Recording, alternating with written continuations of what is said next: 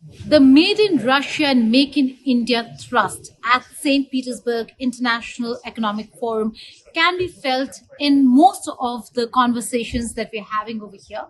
There's cooperation that both countries are looking at, but there's also the fear of what will happen with the sanctions.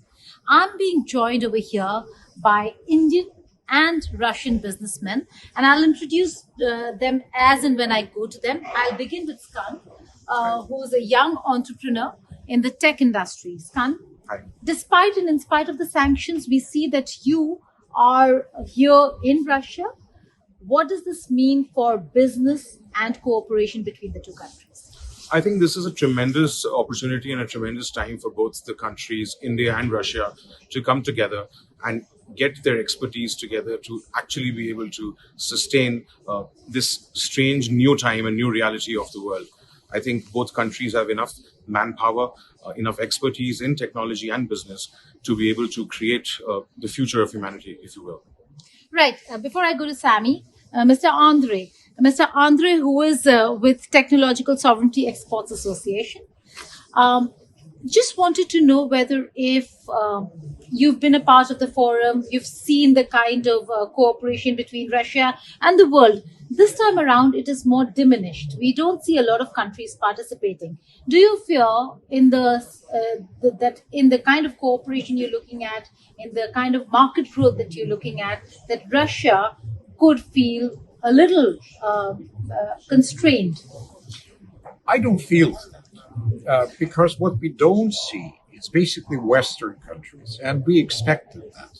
But all the world, and for our Indian friends, I can say, all the world that ever had felt colonial power is here. And it's exactly the division between the old colonial West and the rest. And our example of Russian-Indian cooperation is a very good example of that, because the potential of Indian-Russian cooperation, especially technological cooperation, is huge, because we need each other, we belong to the same technological culture, and we have the same challenge. We have the challenge of building a new technological space in spite of the Western space and in spite of, let's say, large competitors in the East, which are becoming bigger and bigger too. And I think that cooperation is our potential for the future. A very important point, not the West, but the rest over here in Russia. Before I go to you, let's just go to Sammy Kotwani. He is an example of how Made in Russia by an Indian origin gentleman over here has become big, with companies, with a lot of designers shutting shop in Russia. This man has increased profits. Sammy, explain how an Indian who should have been promoting Make in India is promoting Made in Russia because you're in Russia. See, I've been staying here for last 32 years.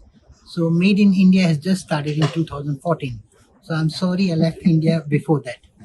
Now, it's true that Russian people, when this crisis happened, the only one message I sent to all my clients saying that we have not changed the prices. We keep the same prices because they were with me in the good times, and in the bad times, I should not increase the price. So it went like a best boon for us, and all Russian people appreciated it, and they felt that he's our own person. So they felt me as them, and that increased our sales by 35% during this crisis. Right. Increased sales because a lot of designers shut shop, and we know how Russians go to designers for the very basics as well. But Mr. Valentin Makarov over here, a lot of hardship is what we are looking at in the near future, or are we looking at Russia diversifying and looking at other markets? Yes, in Russia now we are in the process of substitution of imported goods, process, etc. And this is also a good example of a possibility, opportunity for us. Because when we work with big Russian corporations in petrol, gas, oil, metallurgy, etc., we got a good experience, and having experience coming back to the world market and proving our good capacity of engineers, software developers. We come to the world market with these solutions. They proved in Russia already independent company. which is sovereign technologies coming to the countries and offer not only technologies, but also another way of cooperation. We help to get your sovereignty thanks to our technology. Before I end this conversation, I need to go back to Skand, a young entrepreneur. Skand, amid the crisis and the war that we're seeing, why have you chosen to engage Russia? If you're a young entrepreneur and you want to look at the world, the global market, why have you narrowed down to Russia though? Well, specifically because Russian technology, I mean, historically speaking, we've always had good relationships with the country to begin with. And secondly, it's mostly indigenous technology. Like Russia has the capacity and the entire vision and foresight to create and do things better. So from a technological and a technical standpoint, if for instance, if you say software or anything, robotics, Russian designs and Russian technology is indigenously made, and it's high quality. It's in fact higher quality than some of the other giant counterparts in the world. So it just makes logical sense to make Russia a good partner. There might be a linguistic issue, but language is something that can always be learned. That's not an issue. As a businessman, Sami, Make in India is something that Russia is also looking at. They're looking at joint ventures. They're looking at manufacturing in India now. But ease of doing business, when you speak and engage the Chamber of Commerce, Russian businesses, is that a concern when they are trying to bring businesses to India? That Make in India, ease of doing business is not that easy?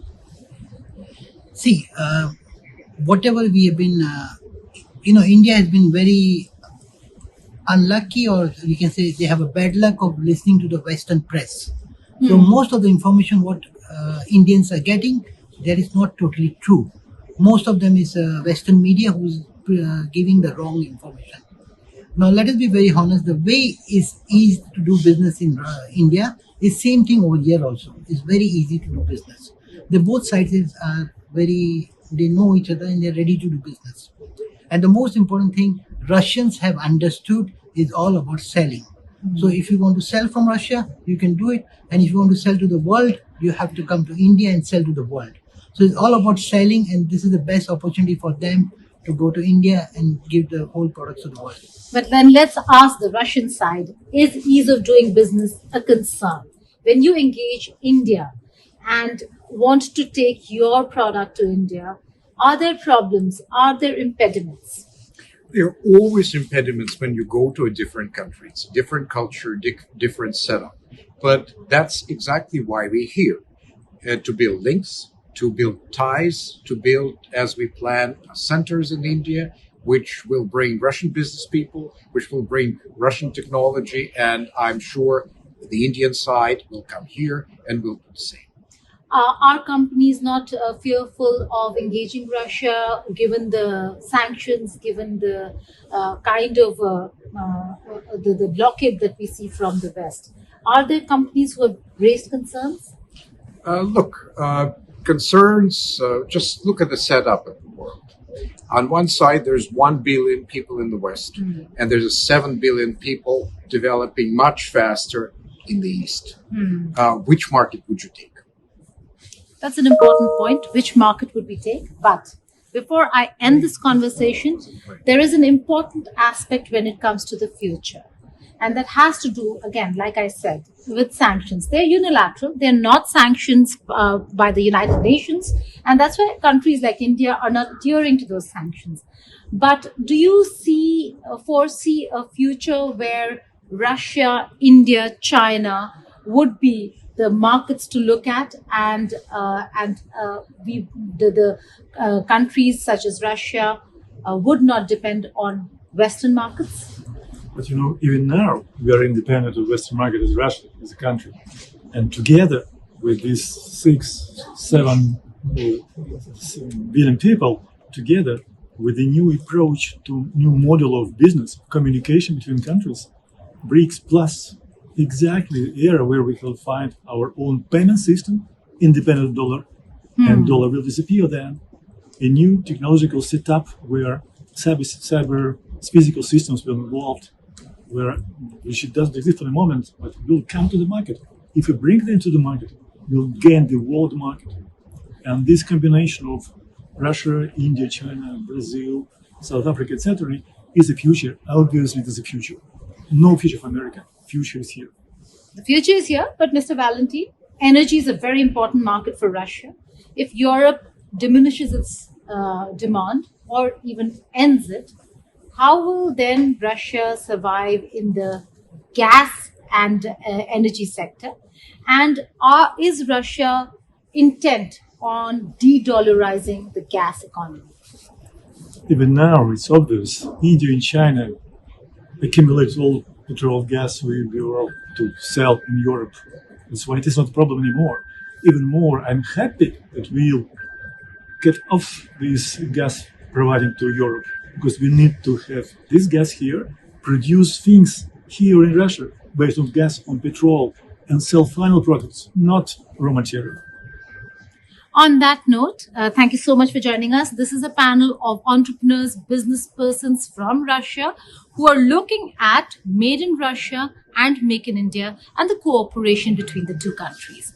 At St. Petersburg, Geeta Mohan for India Today. If you like the video, do like, comment, share and subscribe.